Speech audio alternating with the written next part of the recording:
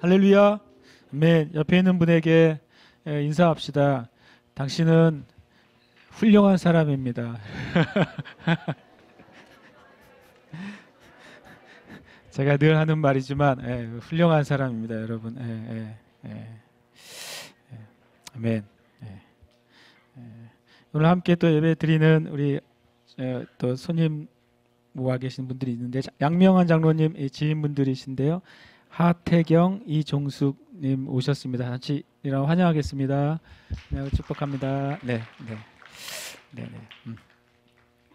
오늘 말씀 같이 함께 보겠습니다. 오늘 말씀 사도행전 4장 13절에서 22절 말씀입니다. 우리 함께 읽겠습니다. 그들이 베드로와 요한이 담대하게 말함을 보고 그들을 본래 학문 없는 범인으로 알았다가 이상히 여기며 또 전에 예수와 함께 있던 줄도 알고 또 병 나은 사람이 그들과 함께 서 있는 것을 보고 비난할 말이 없는지라 명하여 공회에서 나가라 하고 서로 의논하여 이르되 이 사람들을 어떻게 할까? 그들로 말미암아 유명한 표적 나타난 것이 예루살렘에 사는 모든 사람에게 알려졌으니 우리도 부인할 수 없는지라. 이것이 민간에 더 퍼지지 못하게 그들을 위협하여 이후에는 이 이름으로 아무에게도 말하지 말게 하자 하고 그들을 불러 경고하여 도무지 예수의 이름으로 말하지도 말고 가르치지도 말라 하니 베드로와 요한이 대답하여 이르되 하나님 앞에서 너희의 말을 듣는 것이 하나님의 말씀을 듣는 것보다 옳은가 판단하라. 우리는 보고 들은 것을 말하지 아니할 수 없다 하니 관리들이 백성들 때문에 그들을 어떻게 처벌할지 방법을 찾지 못하고 다시 위협하여 놓아 주었으니 이는 모든 사람이 그 된 일을 보고 하나님께 영광을 돌림이라. 이 표적으로 병 나은 사람은 40여 세나 되었더라. 아멘. 할렐루야. 네. 여러분에게 하나님의 그 놀라운 은혜가 어제보다 이전보다 더 크게 임하시길 축복합니다. 여러분의 삶 가운데 묶여있던 모든 일들이 매듭이 풀어지는 은혜가 있으시길 축복합니다. 재정의 문도 더 크게 활짝 열리시기를 축복합니다. 아멘. 우리가 서로를 향해서 축복하고 또 주님의 이름으로 선포할 때 하나님께서 더 크게 역사하실 줄 믿습니다. 아멘. 오늘 말씀은 이전 것과 새 것이라는 말씀을 가지고 좀 말씀을 나누고 싶어요.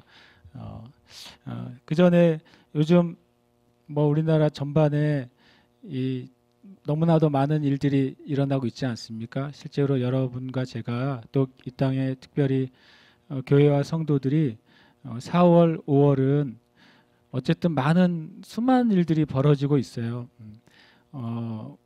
남북 정상회담도 지금 준비가 되고 있고 또 거기다가 남북, 그다음에 남미, 그다음에 북미 이렇게 계속 연이어서 이제 말 그대로 실은 이 대한민국이 생긴 이래 실은 큰 규모의 사건이 계속해서 벌어지고 있는 게 사실이기 때문에요. 여러분과 또 교회는 기도해야 될 책임이 있는 시기예요. 그래서 여러분의 개인의 기도 제목도 있고 가족의 기도 제목도 있고 우리 교회 기도 제목도 있지만 기도를 하실 때 먼저 이 나라가 하나님의 뜻 위에 계속 발전할 수 있도록 여러분 기도하시기를 축복해요. 어쨌든 기도해야 돼요. 기도를 해야 잘못된 생각을 가지고 기도해도 기도를 하면 주님이 고쳐주시거든요. 기도 자체를 안 하면 고쳐지지도 않아요. 기도하다 보면 하나님의 뜻을 우리가 더 알게 되고 또 내가 이렇게 기도하다가도 주님의 뜻이 이것이었구나라고 기도의 방향을 우리가 마치 물줄기가 바뀌듯이 우리의 기도의 물줄기가 바뀔 수도 있어요. 근데 기도하지 않으면 바른 생각을 갖고 있는 사람도 기도하지 않으면 하나님의 역사를 못 볼 거예요. 그러나 때로는 우리가 부족하더라도 기도하기 시작하면 하나님께서 우리의 기도를 새롭게 하시고 또 역사하실 줄 믿습니다. 아멘. 또 온 나라가 개헌이나 또 미투나 그 다음에 이 지방선거 때문에 이 세 가지에다가 또 남북 관계에다가 한편으로는 엄청 이 나라 백성들이 잠잠한 게 굉장한 그 능력이 있는 것 같아요. 하도 우리나라 백성들은 여러 가지 많은 일을 겪어서 웬만한 일에는 별로 동요하지 않을 것 같기도 하고, 우리가 어쨌든 깨어서 기도하셔야 돼요. 또 뭐 개헌에 대해서도 또 이렇게 말하는 분도 있고 저렇게 말하는 분도 있지 않습니까?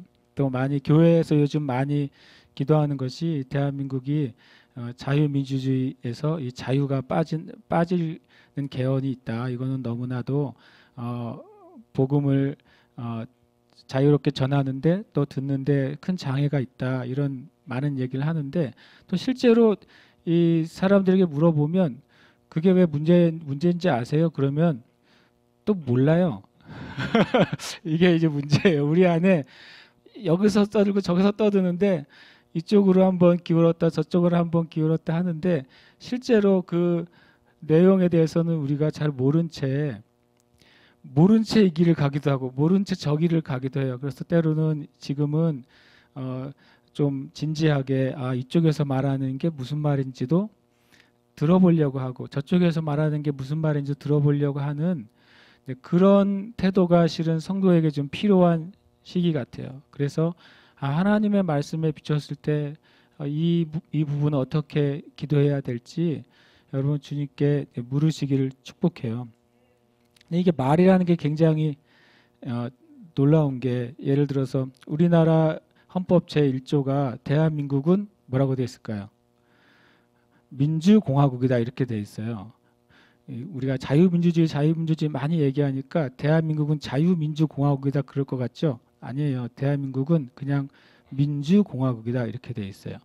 그럼 요즘 이제 헌법 개정에 문제가 되는 자유민주주의에서 자유를 뺀다고 한다라고 하는 거는 4조에 나와 있는 문장 때문이라고 그래요. 4조에 자유민주주의의 기본권이라는, 그 국민이 누릴 수 있는 기본권이 그때 자유란 말이 들어가 있더라고요. 자유민주주의 기본권. 근데 거기서 그 자유를 특별히 뭐 불필요하다고 생각하고 있는지, 아니면 그렇게 하지 않아도 충분히 자유가 보장된다고 생각하는지 몰라도, 그 자유가 4조에 있는 자유가 이제 개정 때 빠질 가능성이 있다고 보는 거죠. 그 재미있는 것은 우리나라 공식 명칭은 대한민국은 민주공화국이잖아요. 그럼 북한은 뭘까요? 북한의 공식 명칭은 조선민주주의 인민공화국이에요. 그게 또 재밌어요. 그럼 중국은요? 중화인민공화국이에요. 제가 재미있게도 세 개가 다 공화국이네. 대한민국도 민주공화국이고, 북한도 조선민주주의 인민공화국이고, 중국도 중화인민공화국이에요. 그래서 제일 신기하게 공화국이 뭐야? 내가 헷갈렸어요. 심심했어요. 내가 알려드리지 않아도 찾아보셔서 알아보시고 공화국이란 말 찾아보니까 통치권과 입법권이 분리되어 있는 통치체제를 말한대요. 통치권과 입법권이 하나가 돼 있는 게 마치 독재나 전제국가죠. 짐이 곧 국가다 이런 거죠. 자기가 법도 만들고 자기가 통치도 하고 이런 형태가 이제 전제국가나 독재국가고, 공화국은 통치권을 가진 이들과 입법권을 가진 이들이 분리되어 있기 때문에 마음대로 통치하지 못하도록 이렇게 되어 있는 거죠. 또 이제 민주라는 말은 모두 다 똑같은 권리를 갖고 있다는 의미를 가지고 있더라고요. 우리나라가 민주주의 국가라는 소리는 모든 사람이 뭐 잘났건 못났건 교육을 받았건 못 배웠건 다 똑같은 한 표의 권리를 갖고 있는 거예요. 그런데 실은 이제 말씀드린 것처럼 북한도 공화국이고 인민공화국이고 중국도 인민공화국인데, 최근에 중국에서 그 투표를 한 거를 보셨죠? 투표한 게 99.97%. 투표가 아니죠. 그게 이제 앞에 공화국을 쓰든 민주주의를 쓰든 그 이름은 의미가 없어요. 실제로 어떻게 되느냐가 중요한 거죠. 그리고 우리식으로 하면 국회의원들이 투표를 할 때 어떻게 투표하는지 보셨죠? 비밀 투표가, 이름은 비밀 투표인데 칸막이가 없어요. 그 옆에 있는 사람 걸 보고서 쓸 수도 있고 누가 X했는지도 다 볼 수도 있는 그런 상태에서 투표를 해가지고 투표함에 넣으니 99.97%가 나오죠. 한 분은 그날 배탈이 나서 근데 실제로는 한 명 X에 2명 기권을 했다면서요, 중국에서. 이게 참 우리가 그 눈에 보이는 것과 실제 이루어지는 것을 보지 않으면 우리가 속을 수 있는 세상이 지금인 것 같아요. 마찬가지로 신앙도 마찬가지예요. 우리가 신앙적으로 우리가 말할 수 있는 굉장히 아름다운 표현과 아름다운 말이 우리가 아니라 저도 마찬가지고 여러분도 마찬가지고 우리가 실제로 사는 삶이 우리죠. 실제로 우리가 말하고 있는 그 말이 나고 실종 행하고 있는 그 행함이 나지 내가 무엇을 어떤 포장을 하고 있고 내가 가지고 있는 그 네이밍이 뭐고 내 커리어가 어떻게 되고 그런 것은 실은 진짜 내가 아닌 거죠.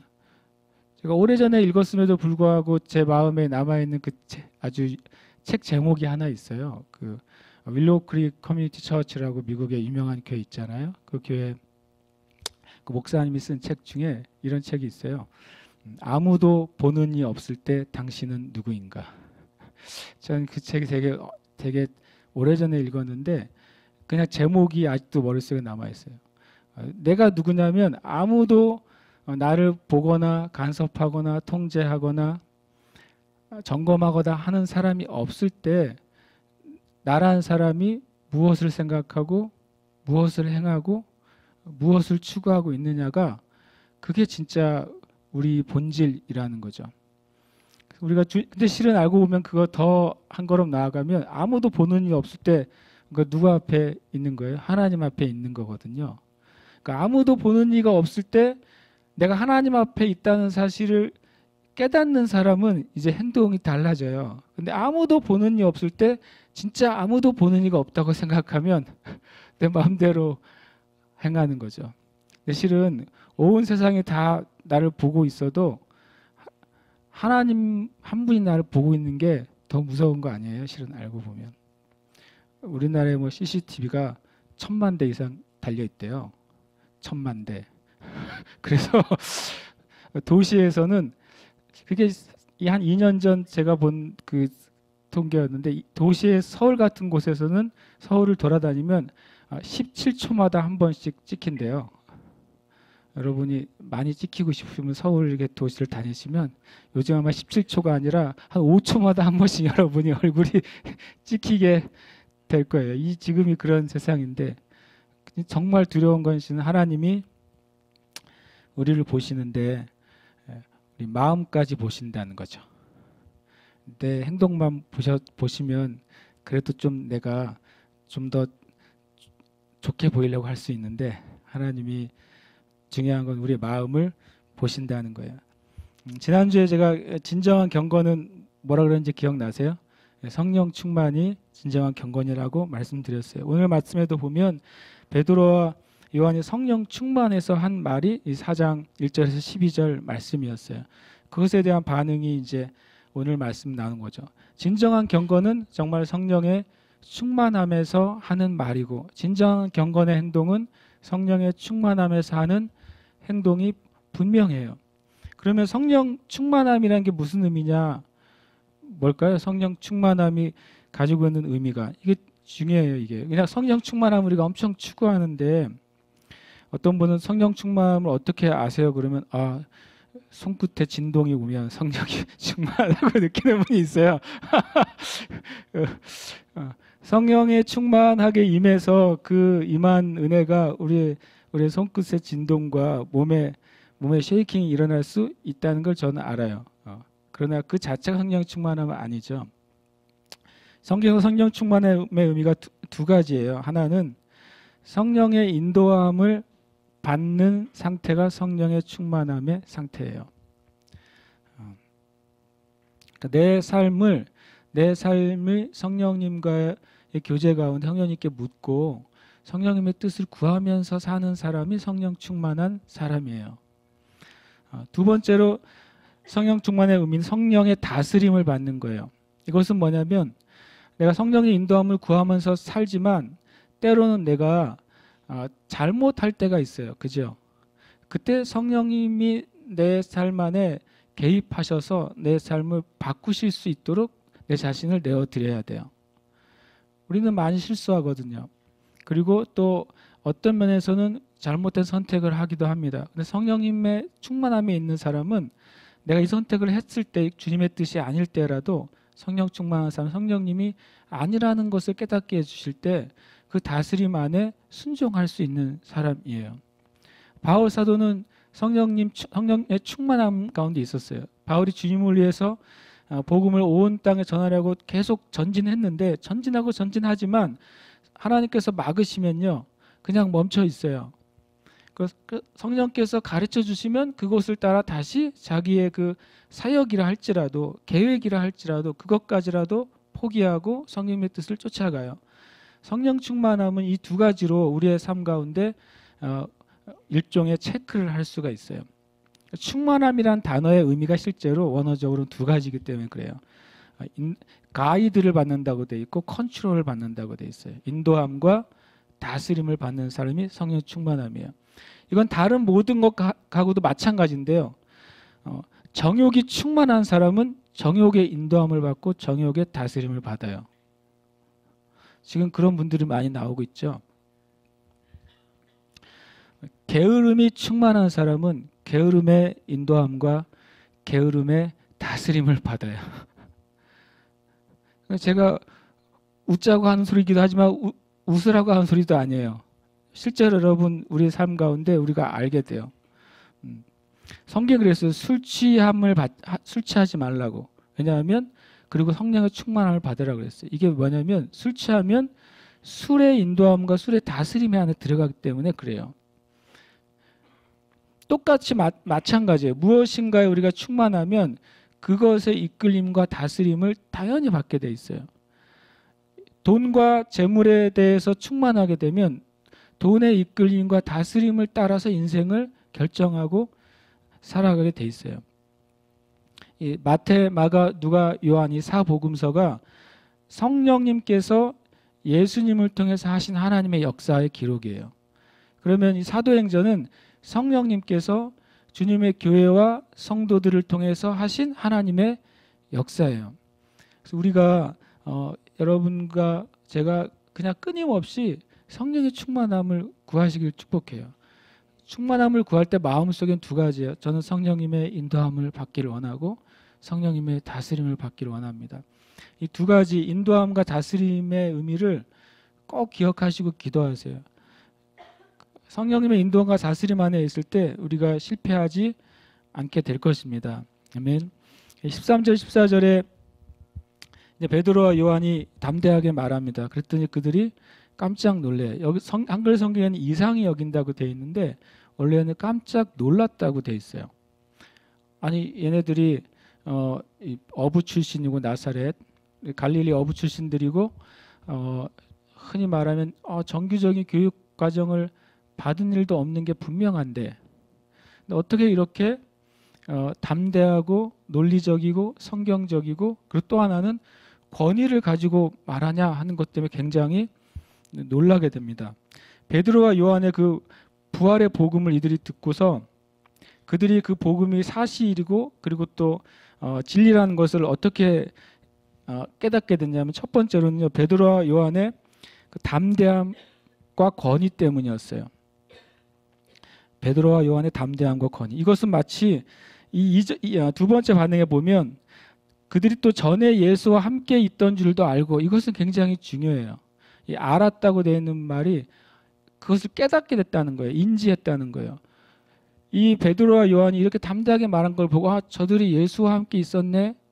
이걸 깨닫는 게 무슨 의미일까요? 왜냐하면 마치 저들이 누구와 같다는 거예요? 예수님하고 비슷하다는 거예요. 예수님이 말씀을 전하실 때 사람들이 그 권위를 느꼈어요. 예수님 말씀을 전하실 때 예수님의 말씀이 그들의 서기관들과 같지 않다는 사실을 깨닫게 됐어요. 그런데 가만히 듣다 보니까 어떻게 저렇게 교육을 받지 못한 자들이 저렇게 권위 있고 성경적이고 진리의 말씀을 자신들이 반박할 수 없는 말씀을 할까 생각해 봤더니 저들이 누구의 제자라는 거예요?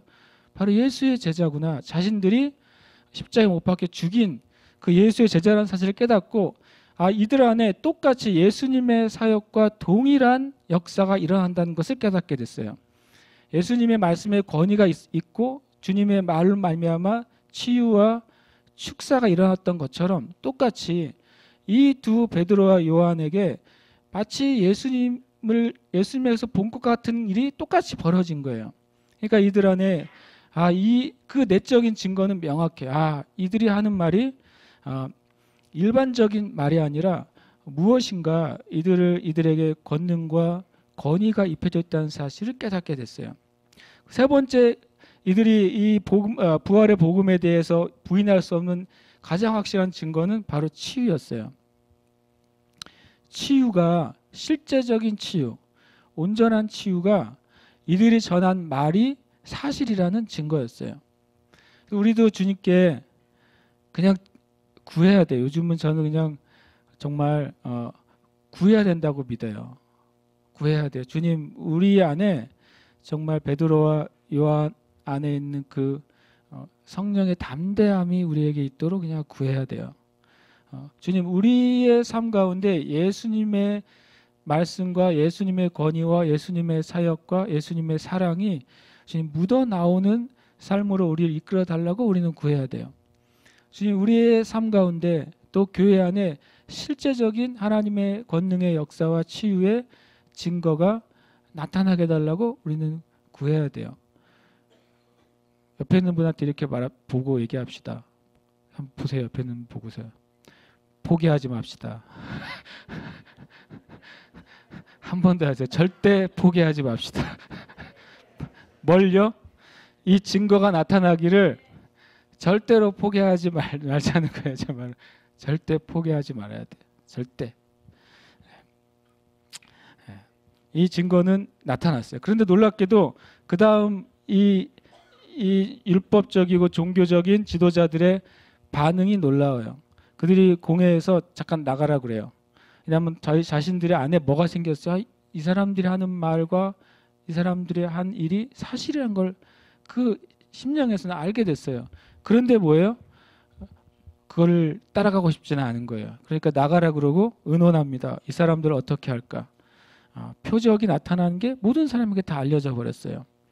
그럼 어떻게 할까라고 하면서 답이 뭐예요? 17절에 보니까 그들은 위협하자 이렇게 말합니다. 그래서 이들이 진리가 아닌 그 종교에 속한 이들의 반응이 나타나요. 어떻게 반응한가? 하나님이 주신 담대함과 예수님의 사역이 그대로 나타나고 그리고 치유의 기적이 있었음에도 불구하고 진리에 속해 있지 않을 때, 율법적인 종교에 속해 있을 때 이런 반응을 하게 돼요. 첫 번째로는요, 하나님의 표적이 나타났음에도 믿지 않아요. 이거 참 이럴 수 없을 것 같은데도 놀랍게도 눈앞에서 그 안진뱅이가 평생 안진뱅이 살았던 사람이 일어나고 뛰면서 하나님을 찬양하고 자기가 자신을 낳았다고 고백하고 있고 수도 없이 그 사람을 보았던 사람들이 증인임에도 불구하고요. 아십니까? 우리 안에 진리가 없으면 그래도 안 믿어요. 이게 이 사람의 죄성인 것 같아요. 사람의 깊은 죄성. 표적이 나타나도 믿지 않아요. 그다음에 두 번째로는요, 이제는 그들이 자신들만 믿지 않을 뿐만 아니라 다른 사람들의 눈과 마음을 가리려고 시도합니다. 이게 참 이 땅의 마귀가 하는 일이에요. 믿지 않게 할 뿐만 아니라 이제는 자기만 믿지 않는 게 아니라 다른 사람들의 눈과 귀도 가리려고 시도합니다. 그게 이제 이들의 본질이죠. 모든 사람에게 이제 부인할 수 없으니까 그들이 이제 위협해서 민간에 더 퍼지지 못하게 하자. 참 너무나 정말 너무 거짓되죠. 근데 마귀가 하는 일이 그거예요. 진리 안에 있지 못할 때 이렇게 사람들의 눈과 마음을 가려서 성경의 말씀처럼 예수 그리스도의 얼굴에 있는 하나님의 영광의 빛이 그 사람의 심령에 비치지 못하게 가리는 거죠. 세 번째로는 진리가 퍼지지 못하게 위협합니다. 우리가 불이익을 당할 거라고 말하는 거죠. 불이익을 당할 거라고 협박하고 속이는 겁니다. 이 세대가 실은 대놓고 예수 믿지 말라고 말하지 않는 세대예요. 그러나 예수 믿을 때 불이익이 있을 거라고 이렇게 말하는 세대예요. 우리가 알지만 이스라엘에서 예수 믿는 그리스도인들이 메시아닉주잖아요. 이스라엘에서 예수 믿는 그 메시아닉주들은 공무원이 될 수가 없어요. 교사가 될 수가 없어요. 그러니까 예수 믿지 말라고 말하지는 않아요, 이스라엘 정부가. 근데 예수 믿으면 알아요. 아, 공무원이 될 수 없구나. 교사가 될 수 없구나. 사회적 불이익을 주고 있죠. 그리고 취직이 되게 어렵게 구조적으로 만들어 놨어요. 이라크나 터키 이런 나라에서 예수 믿지 말라고 공식적으로 말하지는 않아요. 그런데 주민등록증에 종교란을 만들어 놨어요. 종교란을 기록해야 돼요. 내가 무슬림인지 크리스찬인지 힌두인지 부디스트인지 네, 이걸 적어야 돼요. 적게 되면 어떻게 돼요? 가는 모든 곳마다 불이익을 당하는 거예요. 마귀가 하는 일 중 하나는요, 불이익이 목적이 아니라 진리에 접촉하지 못하게 하는 게 목적이에요. 마귀가 하는 일이죠. 네 번째로 이들이 한 일은 뭐냐면요, 가짜 권위로 명령합니다. 너희는 더 이상 예수에 대한 부활의 복음을 전하지 말라고 명령해요. 가르치지 말라고 명령해요. 그러나 이것은 진짜 권위가 아니에요. 참 놀랍게도 하나님의 진짜 권위는 이 공회 앞에서 재판을 받고 있는 베드로와 요한에게 있어요. 놀랍게도. 그런데 명령은 누가 해요? 가짜 권위를 가진 이들이 명령을 해요. 진리가 없는 가짜 권위가 지금도 똑같이 판을 치고 있죠. 우리가 주님 앞에 순종과 복종을 우리는 배워야 돼요. 순종과 복종의 차이가 뭐냐? 먼저 아세요? 먼저 복종은 뭐냐면, 복종은 공적인 순종을 하는 거예요. 뭐냐면 아버지와 자녀 가운데서는 자녀가 아버지가 공식적인 권위자이기 때문에 복종해야 돼요. 성경에서 나오는 그런 복종의 틀들이 있어요. 국가와 백성 가운데서는 국가가 공식적인 권위를 가지기 때문에 백성은 복종해야 돼요. 상사와 또 그 안에 직원 간에서도 공식적인 권위를 상사가 가지고 있기 때문에 성경은 복종하라고 말을 해요. 근데 순종은 다른 차원이에요. 순종은 뭐에 대한 순종이냐면 진리에 있어서 순종이에요. 국가가 공식적으로 백성에 대해서 권위를 갖는데 국가가 진리에 있어서 비진리를 하나님의 사람들에게 강요할 때 우리는 당연히 국가의 권위에 복종하는 것이 하나님의 뜻인데 진리의 기준에서는 우리는 뭐 할 수 없어요? 그것을 순종할 수 없어요. 그러나 우리의 그것에 거부하는 반응은 폭력이나 불법이 아니라 우리가 합법적으로 그리고 하나님 안에서 인내함으로 불순종해야 돼요. 왜 예수 믿는 사람들이 믿지 않는 나라나 문화나 법 아래서 차별을 견뎌내거나 핍박을 견뎌내거나 심지어는 순교를 당하기까지 합니까? 그것은 우리가 복종해야 되지만 또한 순종해야 되기 때문에 그래요. 믿는 자들이 이것을 잘 알아야 돼요. 실은 복종은요, 우리가 억울하더라도 해야 돼요. 그게 하나님께 상급이 돼요. 하나님 앞에. 그러나 순종은 다른 거예요.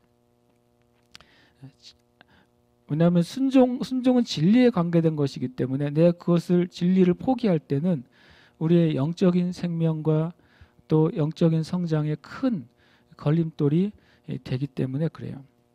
우리가 그래서 가짜 경건도 있는 것처럼 가짜 경건이 외식인 것처럼 가짜 권위도 있어요. 이렇게 말하면 어떨지 모르겠지만 이 땅에는 많은 종교적인 리더들 중에 가짜 권위자들도 많아요. 정치적인 리더들 가운데 가짜 권위자들도 많아요. 그럴 때 예수 믿는 사람들이 주님의 교회가 어떻게 서 있고 반응해야 될지 우리는 주님 앞에 어떤 면에서는 지혜가 필요하고 어떤 면에서는 우리의 순결함을 지키기 위한 담대함이 필요해요. 지금 우리 대한민국도 그런 상황 안에 있다고 저는 생각해요. 근데 이때 이제 베드로와 요한의 반응이죠.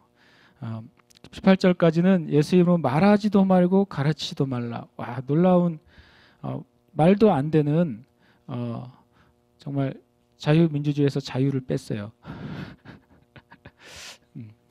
민주주의는 아까 말한 것처럼 자유민주주의와 민주주의의 차이가 뭐냐면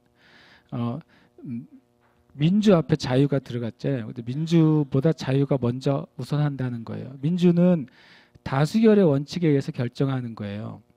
여기에 뭐 몇 명 있으면 100명 중에 51명이라도 한 명이라도 많으면 그 51명의 의견이 전체의 의견으로 결정이 되는 거예요.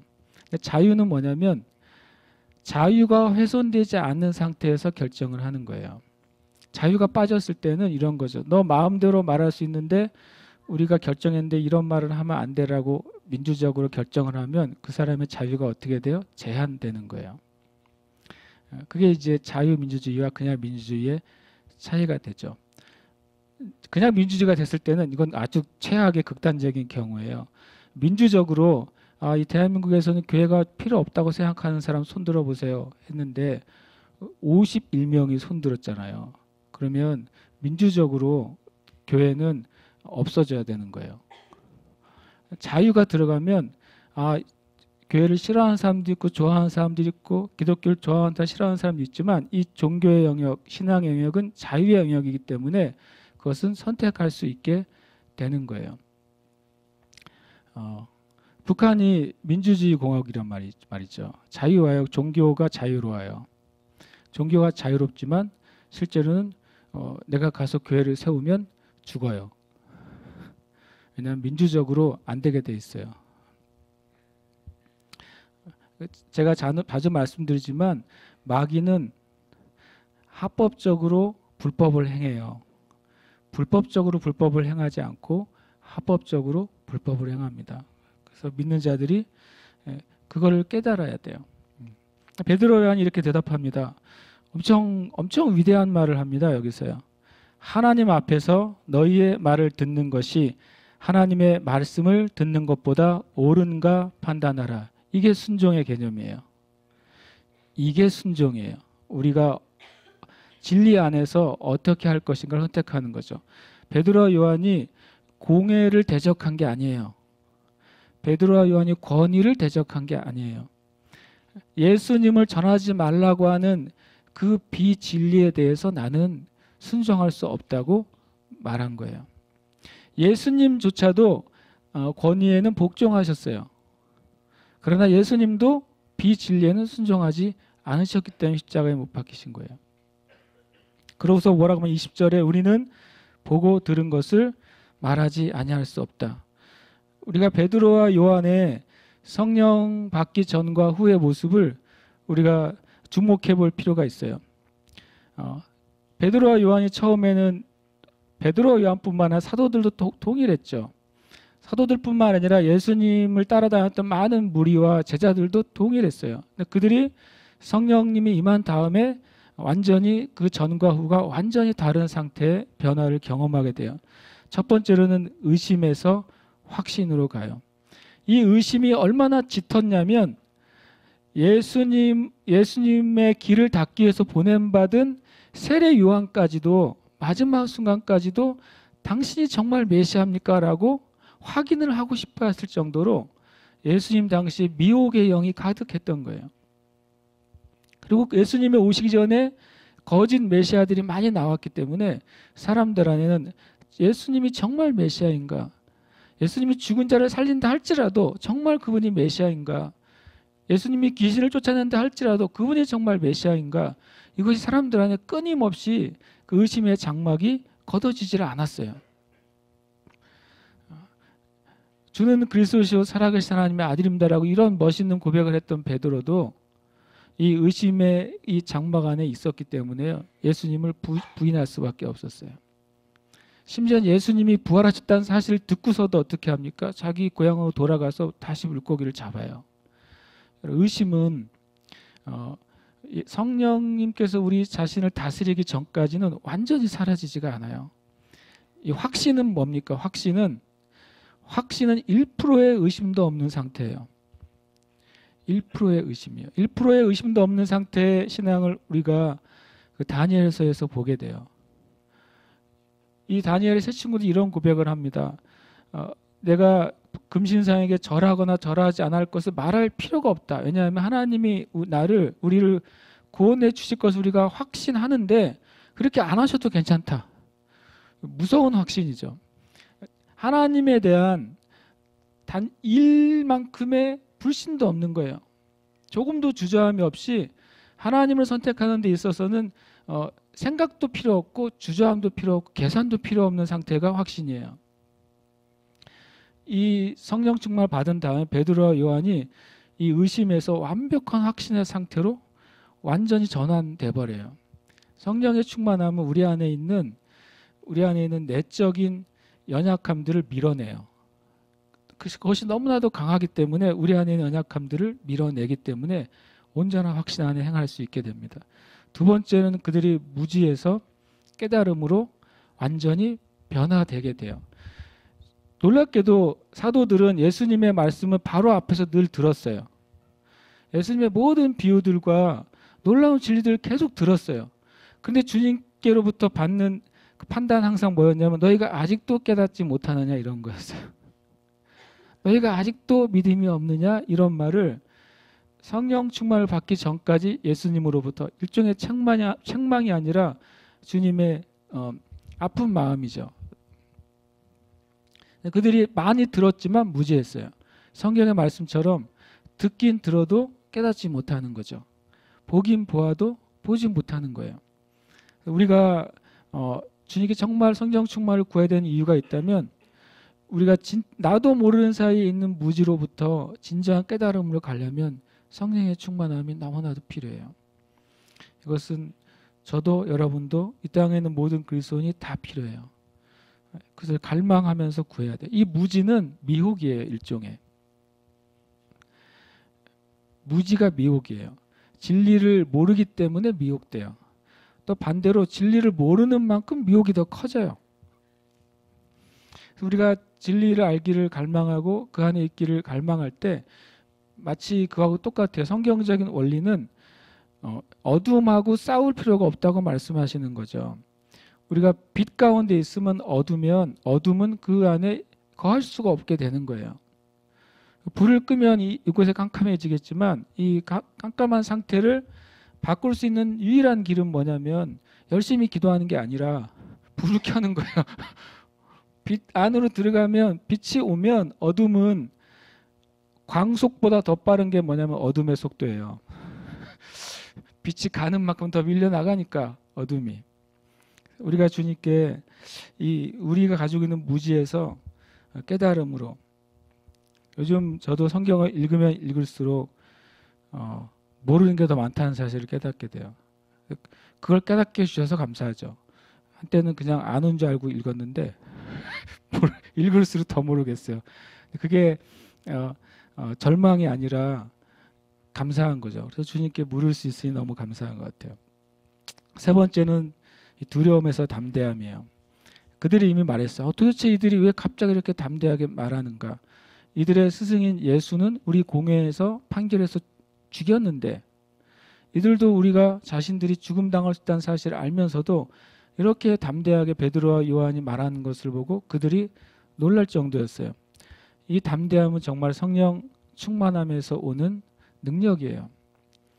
그건 능력인 것 같아요. 담대함은 굉장한 하나님의 능력이고 이 담대함의 고백, 담대함의 기도, 담대함의 예배, 담대함의 전도는 마귀의 일을 무너뜨리는 능력이 있어요. 그 다음에 네 번째로 성령 받기 전과 후는요. 그들이 도피하다가 이제 선포합니다. 피했어요.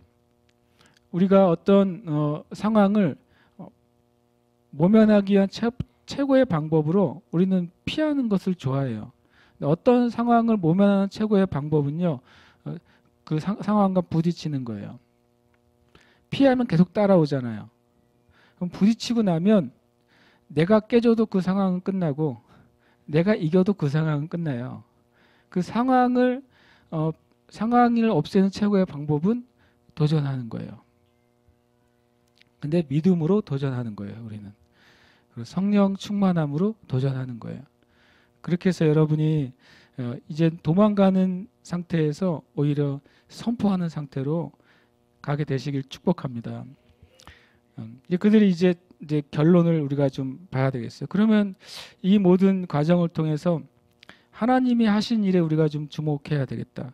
하나님이 무엇을 하셨는가? 첫 번째는 놀랍게도 이 과정 중 사도들을 해치지 못하게 하셨어요. 이들의 목적은 사도들이 하는 일을 막거나 이들의 위협을 하거나 그들에게 그들을 해하기 위함이었는데 결과적으로는 해하지를 못하게 되고 오히려 사도들이 어떻게 되냐면 유명하게 됐어요. 와, 저들은 공에 가서도 공에도 손 못 대는 사람들이구나 이렇게 된 거죠.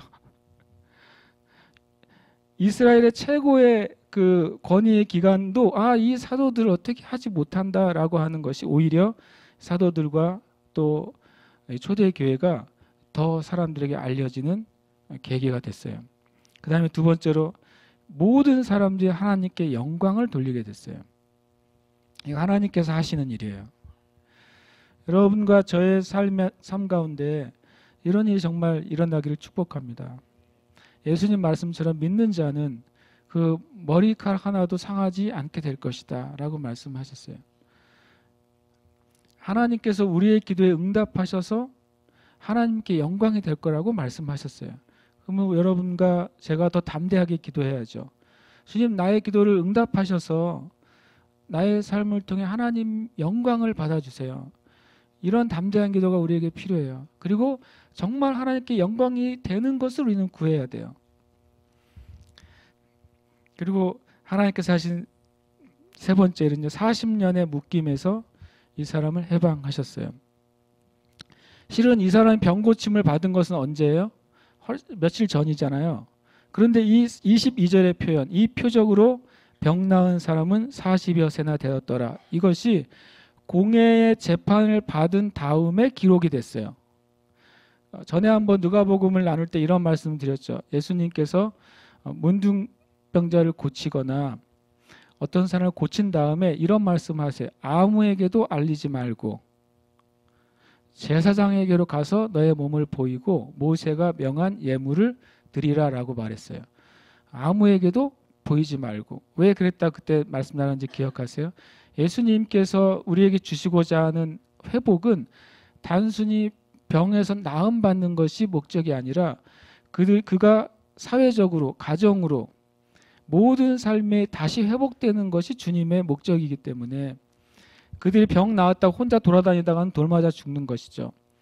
근데 그들이 조용히 제사장에게 가서 모세 율법대로 자기의 상처를 보이고 회복된 것을 증명하는 정결의 기간을 통과한 다음에 제사장이 선포합니다. 이 사람은 문둥병 걸렸다. 이제는 다 나았습니다. 라고 선포할 때 이제는 가족으로 돌아가고 사회로 돌아가고 자기 직장으로 돌아가는 완전한 회복을 주님이 주시기 위해서 병이 나았음에도 불구하고 곧장 가서 떠들지 말라고 말씀하신 거예요. 여기서 놀랍게도 공회에서 만약에 이 사람이 병 나은 것을 부정하지 못하게 되면 이 사람은 뭐예요? 완전한 해방, 완전한 자유를 얻게 되는 거예요. 그래서 22절에 이 표적으로 병 나은 사람이 40여 세나 되었다고 말해요. 성령 충만의 역사는 우리의 삶에 어떤 묶여있는 기간을 끝내고 새로운 궤적을 시작하게 합니다. 이 40년을 제가 생각해 보게 됐어요. 이 표적으로 병 나은 사람이 40여 세나 되더라. 이것을 일부러 기록을 해요. 이것을 마치 강조한 것처럼 기록을 하고 있어요. 이 표적으로 병 나은 사람. 왜냐하면 그 앞의 내용은 병 나은 사람에 대한 이야기가 아니라 공회에서 베드로와 요한이 심판받는 이야기잖아요. 그런데 갑자기 22절에 그것을 딱 선언적으로 쓴 이유가 무엇인가 우리에게 알려주려고 그래요. 그리고 제가 이 40년의 의미를 가만히 제가 묵상해 봤어요. 40년의 의미가 무엇일까? 물론 40은 하나님의 수가 꽉 찬 것을 얘기해요. 그런데 성경에 모세 40년 광야의 시간이 있어요. 모세 광야에 끝나고 어떤 일이 벌어집니까? 이스라엘의 출애굽이 시작돼요. 또 반대로 또 출애굽한 이스라엘의 40년 광야는 뭐가 시작됩니까? 광야에서 하나님의 약속의 땅인 가나안의 삶이 시작돼요. 예수님은 스스로 이 40일의 광야 안으로 들어가셨어요. 40일의 광야 안으로 들어가셔서 뭘 하셨습니까? 광야에 있는 영, 광야에서 역사하는 영, 모든 귀신들의 마귀들의 시험을 주님이 뭐 하십니까? 다 이기십니다. 그래서 광야에서 나올 때 성경은 뭐라고 말하냐면 예수께서 성령의 권능으로 나오셨다고 되어 있어요. 시험을 통과할 때 뭘 잊게 되는 거예요? 권능을 잊게 되는 거예요. 안준뱅이의 40년의 묶임이 뭘로 인해서 끝납니까? 예수 그리스도의 이름과 그분의 권능으로 끝이 나게 돼요. 이것은 굉장히 이 사도행전에서 중요한 영적인 의미예요. 뭐냐면 드디어 성령님이 임하시고 하나님의 교회가 세워진 것을 통해서 이제 그동안 묶여있던 그런 계절이 끝이 났다. 그 묶여있는 시간이 끝이 나고 새로운 계절이 시작됐다는 사실을 이 안준뱅이의 그 40년의 의미로 말씀하고 있어요. 우리가 아는 것처럼 이 사건 뒤로부터 초대교회는 정말 역사상 가장 엄청난 폭발적인 부흥이 시작돼요. 완전히 계절이 바뀐 것이죠. 겨울의 시간이 지나가고 완전히 새로운 추수의 기간으로 초대교회가 들어가게 돼요. 우리가 이 시간 기도하고 싶습니다. 여러분, 제가 이런 생각을 갖게 됐어요. 어떤 여기 영적으로 상징적으로 40년간의 기간이잖아요. 여러분의 삶에도 그런 기간 안에서 주님 안에서 그 시험의 기간을 믿음으로 인내함으로 통과하고 계신 분들이 있을 거라고 저는 믿어요. 근데 이것이 끝나고 성령의 역사로 그것이 끝날 때는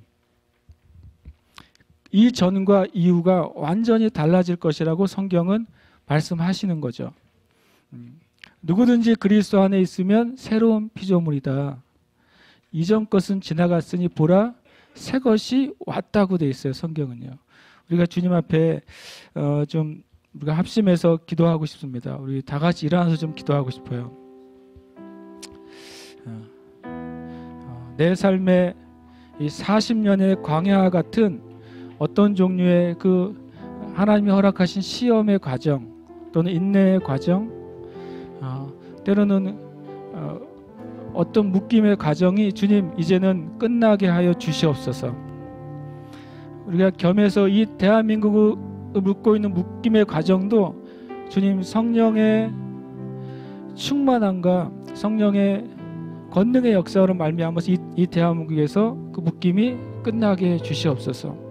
또 기도하실 때 주님 성령의 세례를 부어주시고 성령 충만함으로 살게 하여 주시옵소서. 여러분 이 두 가지를 주님께 우리가 좀 간구하고 싶습니다. 함께 이 시간 기도하겠습니다.